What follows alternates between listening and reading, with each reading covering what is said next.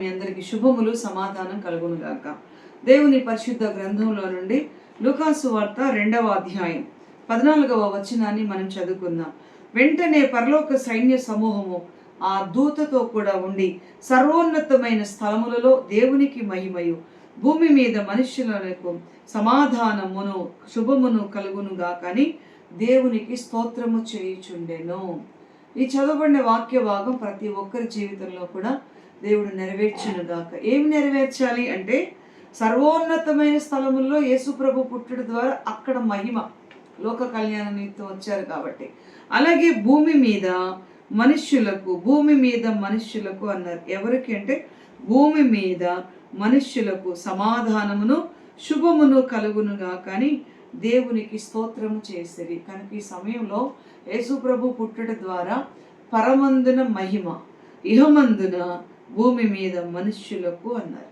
భూమి మీద మనుష్యులకు ఏం కలుగుతుంది అంటే సమాధానమును శుభమును కలుగుతుంది అన్నారు. కాబట్టి దేవుడు సమాధానం ఇవ్వడానికి వచ్చారు.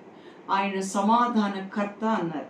కాబట్టి సమాధానం ఇచ్చేవాడు కనుక ప్రతి ఒక్కరి జీవితంలో రోగంతో బాధపడుతున్న స్త్రీతో అన్నారు, నీ విశ్వాసమే నిన్ను స్వస్థపరిచింది, సమాధానముతో వెళ్ళమని చెప్పారు.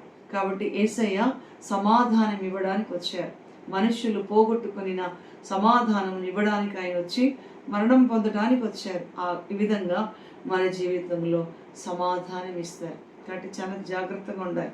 ఆయన సమాధానకర్త. మరి ఒక మాట ఉంటుంది, రోమాపత్రిక 16వ అధ్యాయం 20వ వచనంలో, సమాధానకర్తయగు దేవుడు సాతానును మీ కాళ్ళ కింద చితక త్రొక్కుతాడు అన్నారు. కాబట్టి ఆ సమాధానకర్త అయిన దేవుడు మనకి తోడుగా ఉండాలి. ప్రభువారు అన్నారు, సమాధాన పరచు వారు ధన్యులు.